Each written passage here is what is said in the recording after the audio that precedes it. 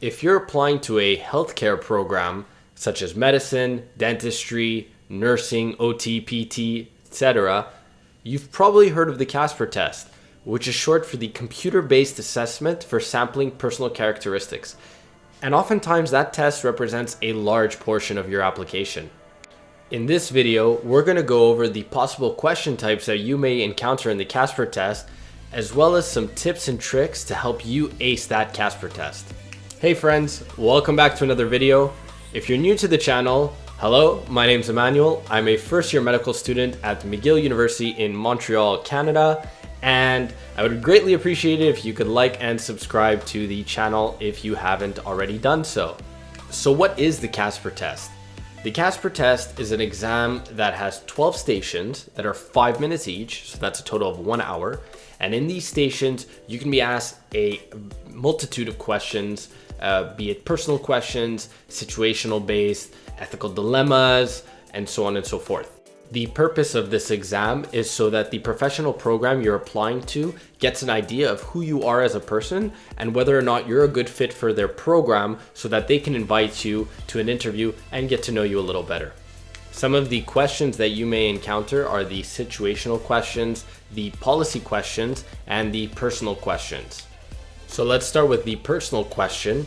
And this can be, for example, tell me a time where you got into a conflict with a superior.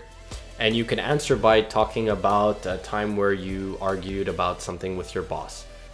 But the point isn't to explain to them why you were right and they were wrong. The point is that maybe you made a mistake, or maybe your boss was at fault and you tried to explain to them.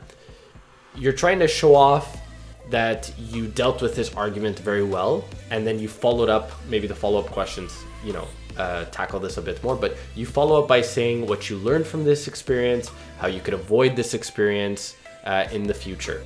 And remember, you only have 5 minutes to answer 3 questions in each of these 12 stations. What's important here is not the quantity of text, but the quality of text. You can write 2-3 sentences per question, and if they adequately answer the question, then you're going to get a good score on that station.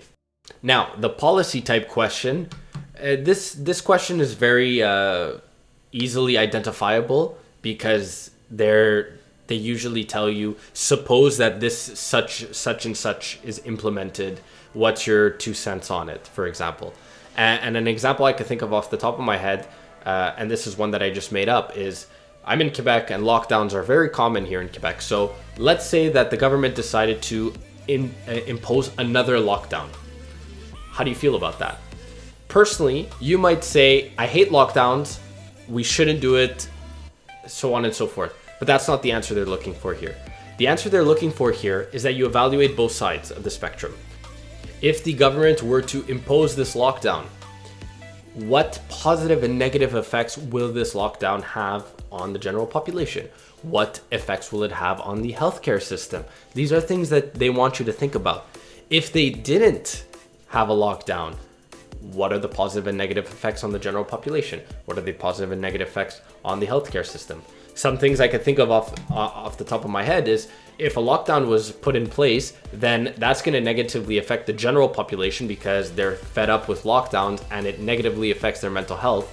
But at the same time, I am acknowledging that it might alleviate some of the strain that the healthcare system is going through right now, because if there's less contact, less spread of the virus, and less chances of transmission and potential hospitalizations. So that's a positive to having the lockdown.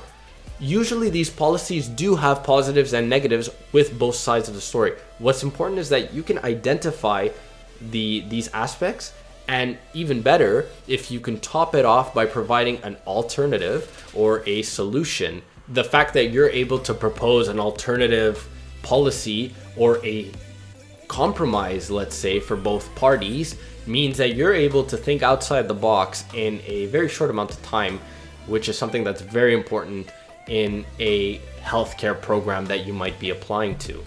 As for the situational questions, I would encourage you to actually check out BeMo's website. And in no way am I sponsoring them, but I think they have excellent free resources to practice for the CASPer test. And they actually go into detail on the different question types and what kind of questions you can expect. But I'll give you an example that I came up with, and we'll try to tackle it together. So let's say I'm a medical student and I'm doing my clerkship rotations, and I feel like the resident has been giving me signs that they're flirting with me, but I'm not entirely sure. Maybe it's in my head, maybe it's not, but I am concerned because this person is evaluating me. So how would I approach this scenario as a medical student? Well, the first thing I would do is acknowledge that this is happening, right? I've noticed these signs, but I need to gather more information because I'm not entirely sure. Maybe when I talk to the resident, pay more careful attention on how they're treating me. Are they giving me special treatment versus the other medical students? Maybe I could talk to the medical students and get an impression from them. What about the staff physician? He's involved as well. So these are all parties that I need to consider. If after gathering all the information, I've concluded that, yeah, actually the resident is treating me a little differently. She's nicer. She's giving me excellent feedback and so on and so forth. Then maybe she is flirting with me. And at this point, she's crossing her professional boundary because she's evaluating me, right?